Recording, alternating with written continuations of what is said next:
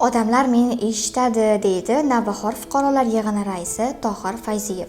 Bundan 5 yil avval Tohir aka mahalla fuqarolar yig'ini raisi etib saylangach, o'ylanib qoldi. Odamlarning qalbiga qanday qilib yo'l topsam ekan? O'ylay mahallaning eng og'riqli nuqtasiga kelganida to'xtadi. Bu nuqta toza ichimlik suvi muammosi edi. Yugurdi, yeldi, bu muammoni hal etdi. 800 metrga yangi suv quvurlari tortildi.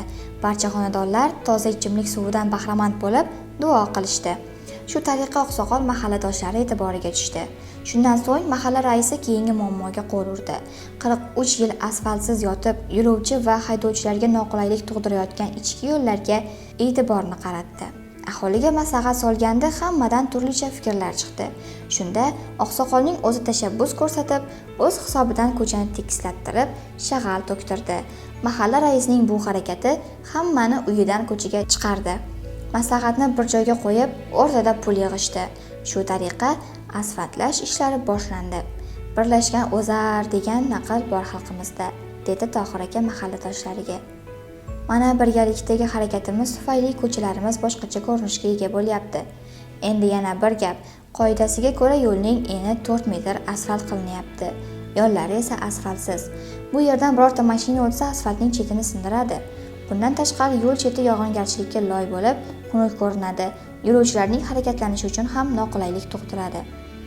Shu joylarni betonlasak, hisoblab chiqdim. O'rtacha 500 ming so'mdan tashlasak, ariqcha chetiga bo'lgan masofani betonlab olarkanmiz va yo'limiz ham keng ko'rinarkan.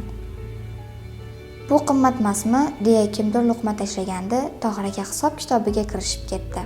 Har bir xonadon egasi o'z ko'cha tarafini mardikor olib kelib masalliq keltirib betonlasa, 1,5 million so'm mablag'i ketishi aniq raqamlarda isbotlab berdi. O'rtaga tashlangan pulda esa baraka bo'ladi deb ham qo'shib qo'ydi. Shunday qilib mahalla ichki ko'chalarining 2 kilometri hashar yo'li bilan asfaltlandi. Asfalt chetlari betonlandi, latoklar yotqizildi. Mana endi bolajonlar asfalt yo'lda bemalol futbol o'ynasanglar ham bo'ladi deb bolalarga koptok olib kelib berdi va hazillashib ham qo'ydi. Derazalarni sindirmasanglar hisobmas. Bu ichki ko'chada avtomashina doim ham yuravermaydi. Shu boisdan ham bolalarning uylarida chang bosib yotgan velosiped, samokat, g'ildirakli konkilar ko'chaga chiqdi. Ko'chada o'ynaganda ehtiyotkorlikni unutmanglar, deya bolalarni ogohlantirarkan mahalla raisi yana ularni ruhlantirib ham qo'ydi. Qishda birga xokkey o'ynaymiz. Mahallada 2025-yilda yana ko'plab xayrli ishlar amalga oshirildi.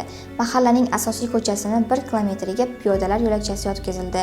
25 ta beton stolblar o'rnatildi. 700 metr elektr kabellari tortildi. Mahalla raisining xayrli ishlari sanaversak atog'i bo'lmas. Ayniqsa bir xayrli ishni haligacha odamlar gapirib yurishadi.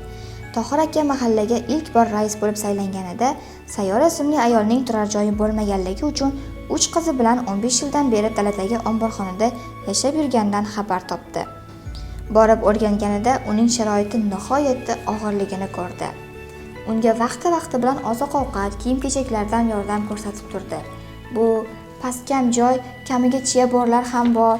Bular bu yerda qanday qilib yashayotganini o'ylaganda mahalla raisining yuragi orqasiga tortib ketdi. Oqsoqol shu ayol va bolalariga xolis yordam ko'rsatish harakatiga tushdi.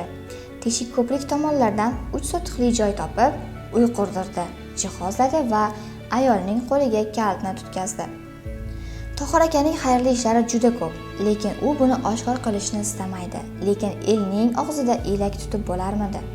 Teshik quloq eshitadi va bularda biz ham ozmi ko'pmi xabardormiz albatta.